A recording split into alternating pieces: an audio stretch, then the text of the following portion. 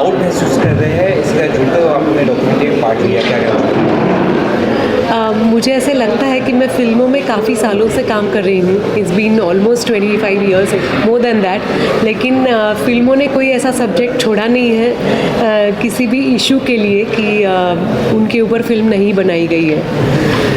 लेकिन Satpura super saviours का जो कॉन्सेप्ट है, सातपुड़ा इंजीनियरिंग की जो कंप्लीट एफर्ट और एंडेवर है, वो इस बारे में है जिसके ऊपर हमारा कभी ध्यान नहीं गया था. It is all about ambulance drivers and ambulance service providers. तो मुझे बहुत ही प्राउड महसूस हो रहा है क्योंकि ये ऐसे लोग हैं हमारी सोसाइटी के जो काफ़ी मेहनत करते हैं, जो अपनी जान हथेली पे रख के काम करते हैं, लेकिन उनको उनके काम का क्रेडिट नहीं मिलता है. तो we are making a YouTube series of 8 episodes जिसके लिए हम आप सभी का स्वागत करते हैं. आप आइए, देखिए. और सिर्फ देखने से आपका मनोरंजन नहीं होने वाला है. हमें एब्सोल्युटली गारंटी है कि इन फिल्मों को देखने के बाद आपको इंस्पिरेशन मिलेगी और आप ये चाहोगे कि ऐसा काम और भी लोग करते रहें. On top of it Satpura engineering का ये एक एफर्ट, ऑनगोइंग एफर्ट चल रहा है. जो स्ट्रेचर्स होते हैं लोगों को हॉस्पिटल में पहुंचाने के लिए, वो स्ट्रेचर्स की क्वालिटी कैसे बेहतर हो, वो लाइट कैसे हो. तो मुझे बहुत अच्छा लगा कि हमारे निर्देशक तुनीर और उनकी टीम सातपुड़ा इंजीनियरिंग के लिए इतनी खूबसूरत फिल्में बना रही है. और सातपुड़ा इंजीनियरिंग की पूरी फैमिली यहाँ हमारे साथ है. सतीश सर हैं, श्रेयस और केदार भी हैं.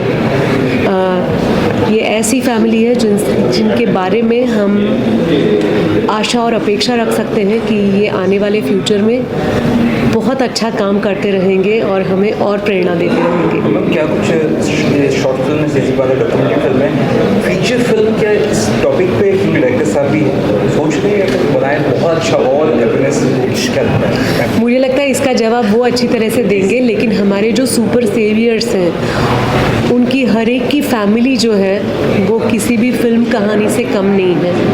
उनका जो कोविड के दरमियान, लॉकडाउन के दरमियान जो स्ट्रगल रहा है वो किसी भी फिल्म से कम नहीं है.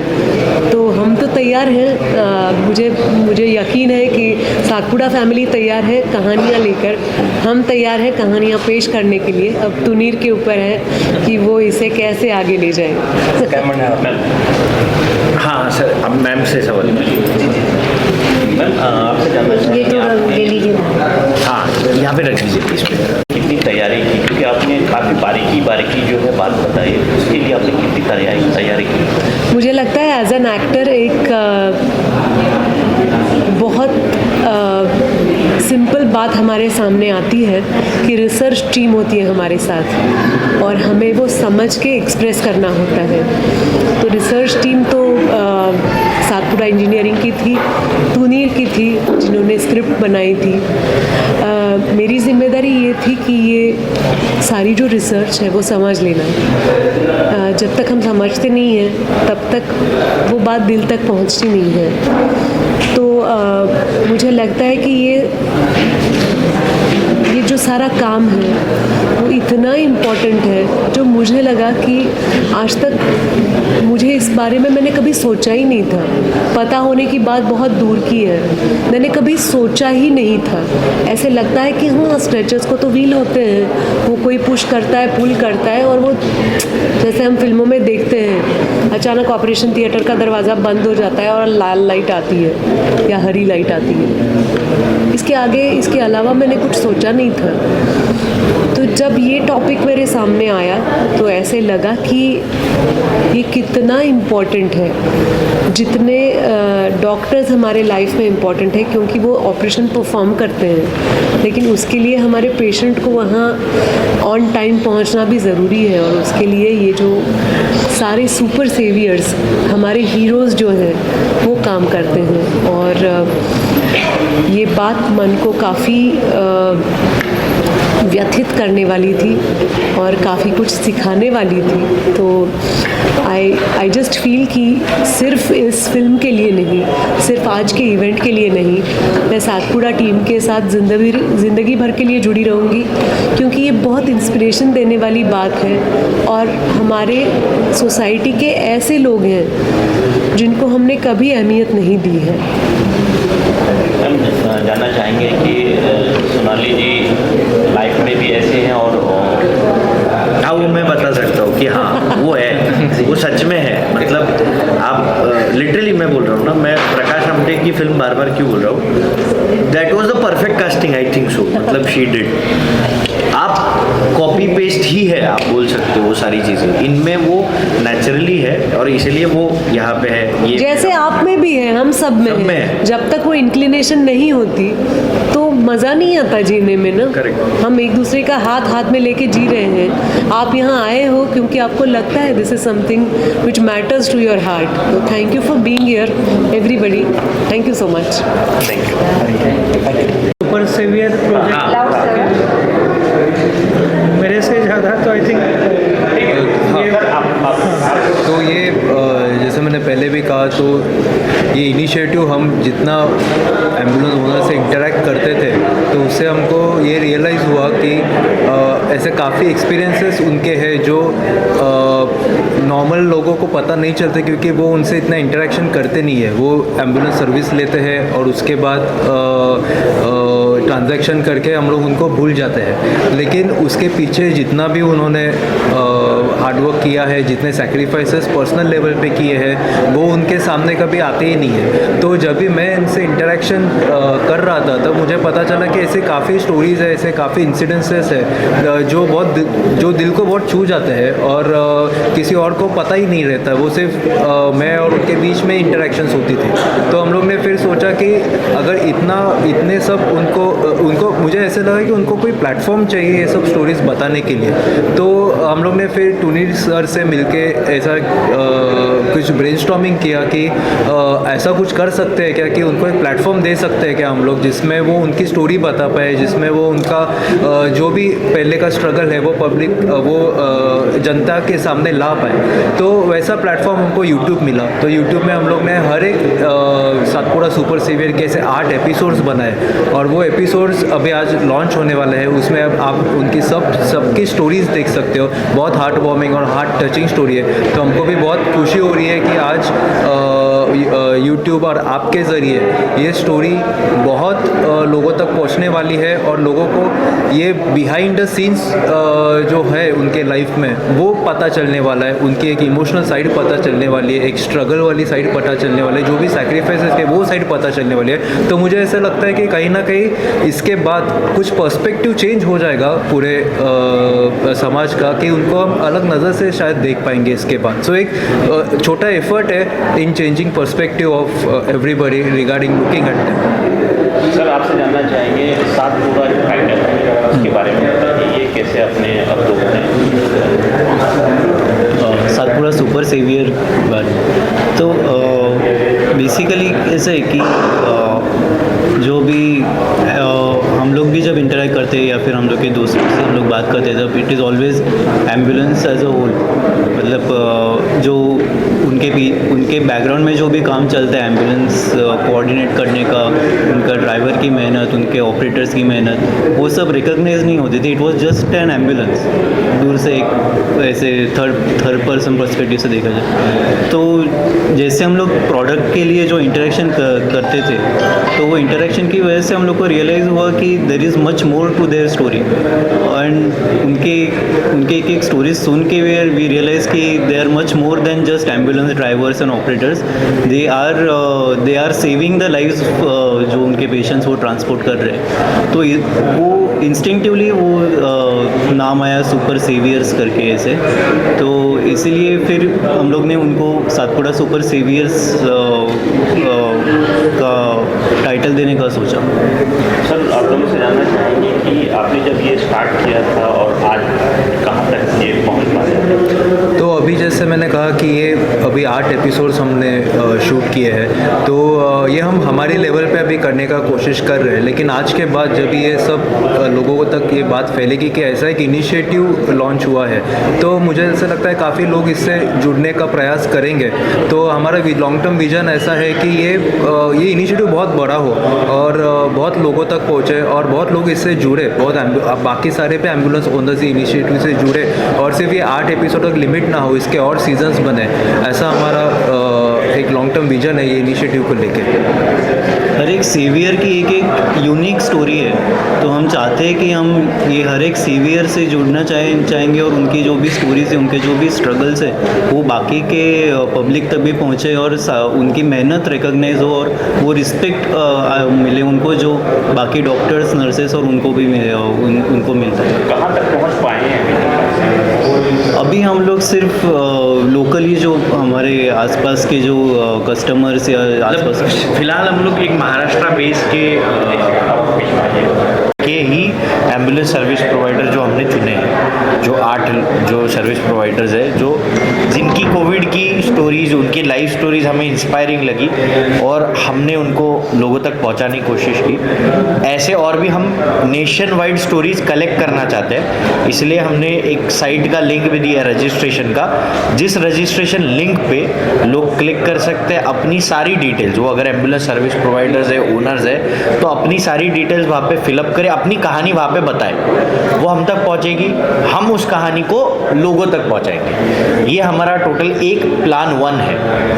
इस प्लान का दूसरा स्टेज है कम्युनिटी ग्रुप, जैसे कि वैभव खेटले जी यहाँ पे हमारे पास एम्बुलेंस सर्विस प्रोवाइडर है, राज लोखंडे जी है, बहुत सारे।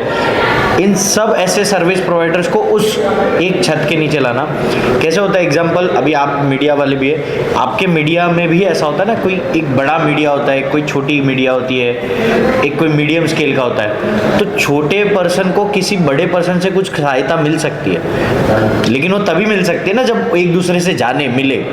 तो वैसे ही हम सारे सर्विस प्रोवाइडर्स को एक छत के नीचे लाना चाहते हैं, जिससे वो सभी एक छत के नीचे एक दूसरे की मदद कर पाए।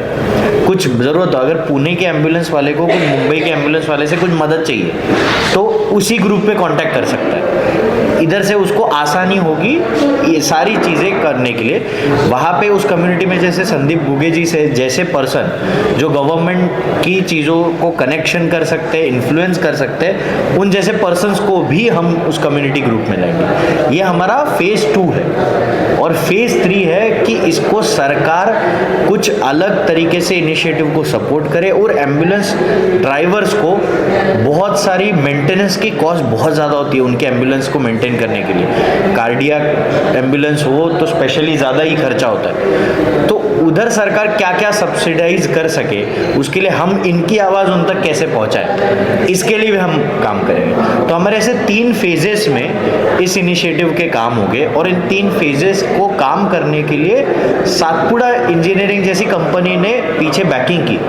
दैट्स द बिग डील, इसीलिए आज हम ये सब कर पा रहे हैं। So that is the our future plan and the progress thing. और मैं चाहूँगा कि यहाँ पे 2 एम्बुलेंस ड्राइवर्स हमारे यहाँ पे बैठे हैं, राज लोखंडे जी और वैभव खेटले जी। तो ये अपनी आप लोगों की आप एम्बुलेंस सर्विस प्रोवाइड करते हैं, कितना ज़रूरी कितना सही है, क्या लगता है, क्या मुश्किलात है फिलहाल? सबसे पहले तो सातपुड़ा सुपर सेवियर है, सातपुड़ा सुपर सेवियर का हम धन्यवाद करते हैं। उन्होंने हमें एक प्लेटफॉर्म दिया है ये हमारी बात रखने के लिए, इसके लिए हम उनका शुक्रिया अदा करते हैं। एम्बुलेंस सर्विस प्रोवाइडर ये खाली एक ही देखा जाता है कि एम्बुलेंस एक पेशेंट को एक डॉक्टर के पास लेके जाता है या हॉस्पिटल में लेके जाता है, बट इस दौरान जो भी फैसिलिटी बनती है, क्या करना पड़ता है, ड्राइवर लोग जो रहते हैं 24 आवर्स अलर्ट रहना पड़ता है। ये सब फैसिलिटी देने के लिए, उनको प्रोवाइड करने के लिए, उनको उनके पीछे जो एक स्ट्रगल लाइफ है वो किसी ने देखी नहीं है कि क्या क्या करना पड़ता है। कोविड के बीच में तो अब सब लोग बात करेंगे, लेकिन उसका मतलब नहीं है, वो था, एक दौर निकल गया। लेकिन जो उसके बाद भी जो प्रॉब्लम्स आती है, जैसे लोगों ने उन्होंने बोला कि एजुकेशन, एम्बुलेंस में एजुकेशन पर्सन अगर होते या ना होते उसमें कोई फ़र्क नहीं गिरता। ह्यूमैनिटी क्या है, उसको क्या करना चाहिए एम्बुलेंस के पीछे, वो क्यों काम कर रहा है। अभी हमारे माँ बाप ने ये काम हमको सिखाया नहीं था, हम सीखे, उन्होंने जो बताया अच्छे काम करने के लिए हम लोगों ने सीखे और उसमें हम लोग को ब्लेसिंग मिल रही है, इसके लिए हम लोग कंटिन्यू कर रहे हैं। हम लोग ने भी एजुकेशन किया है, बट उसमें अच्छा मरीज़ के लिए अच्छा रहता है, मरीज़ को अच्छा लेके जाने के लिए उनके जो ब्लेसिंग मिलते हैं, इसके लिए हम लोग ये काम कर रहे हैं। उसमें तकलीफ़ें तो बहुत आ रही है, गवर्नमेंट की तरफ से तो बहुत तकलीफ है, उनको कोई फैसिलिटी नहीं मिल रही है कि एम्बुलेंस के पीछे कि उनको एक इंश्योरेंस मिले, तो उसको एक उनके लिए पासिंग के लिए भी कोई ये किया नहीं है, वो अलग से उनको भी रात भर एक रुकना पड़ता है पासिंग के लिए। ये दौरान उनके एक रूल चेंज हो जाते हैं, रात भर में उनके लैम्प चेंज हो जाते हैं, ये सब छोटी मोटी बहुत सारी चीज़ें हैं, वो सब कुछ कोई प्रोवाइड नहीं करती। टैक्सेस भी उनको यही है, 28% टैक्सेस है जो है एम्बुलेंस जीएसटी पे उनको 28% जीएसटी ले रही है एम्बुलेंस सेगमेंट में भी। वो किसको पे करना है, एम्बुलेंस प्रोवाइडर को। जो टैक्सेशन में जीएसटी में एग्जेम्प्टेड है एम्बुलेंस, तो वो सेटअप तो नहीं ले पाएगा। ये सब छोटे मोटे चीज़ें जो है ना बहुत सारी मायने रखते हैं, उससे कॉस्ट कटिंग होगी, लोगों को अच्छे फैसिलिटी मिल सकती है। ये जो एम्बुलेंस सर्विस प्रोवाइड करते हैं उसके पीछे उनका अंदर के क्लीनअप कितना खर्चा होता है, ये सब कुछ चीज़ें नहीं। लोगों को क्या लगता है ऑटो रिक्शा का 35 रुपये किलोमीटर है, तो ये कितना 1 किलोमीटर जाना 35 रुपये ले लो। ओला उबेर है 150 रुपये में हो जाता है, तो ओला उबेर वाला पेशेंट नहीं उठा पाएगा, उसमें केयर नहीं होता है, उसमें इक्विपमेंट नहीं होते। इक्विपमेंट्स क्या डालनी चाहिए एम्बुलेंस में, ये सब कुछ पैरामीटर्स होता है। आज के डेट में हर एक एम्बुलेंस वाला उसको फॉलो कर रहा है, इसीलिए मैं इनिशिएटिव इन लोग ने जो लिया है, प्लेटफॉर्म दिया है हमको, तो मैं सभी एम्बुलेंस सर्विस वालों को ये दरख्वास्त करूँगा कि आप एक प्लेटफॉर्म पे आइए, आपके अच्छे और बुरे सब जो भी कहानियाँ हैं वो आप आगे लाके उस पर अपन एक दौरान से एक इलाज करें और लोगों की भी सेवा करें। क्या कहना चाहेंगे इस इनिशिएटिव के बारे में? फर्स्ट ऑफ ऑल मैं सातपुड़ा सुपर सेवियर जो उन्होंने नाम दिया है, और पाटिल सर, उनका मैं धन्यवाद उनको मैं ये करना चाहता हूँ। सो एक्चुअली क्या है कि वैभव सर ने जैसे बोला कि एम्बुलेंस जो ड्राइवर्स है, डॉक्टर्स है जो कि 24 आवर्स काम करते हैं। अभी देखा जाए तो ऑटो रिक्शा या फिर ओला उबेर जो भी उनका एक टाइम पीरियड रहता है कि 8 घंटा 10 घंटा काम करे फिर वो अपने घर पे चले जाते हैं। एम्बुलेंस में वैसा नहीं है, जो कि है वो उनको रूम में ही एक ही रूम में रहना पड़ता है, जो कि उनका घर परिवार छोड़ के आना पड़ता है। वो लोग 24 आवर्स काम करते हैं, और उसमें क्या होता है कि देखा जाए कि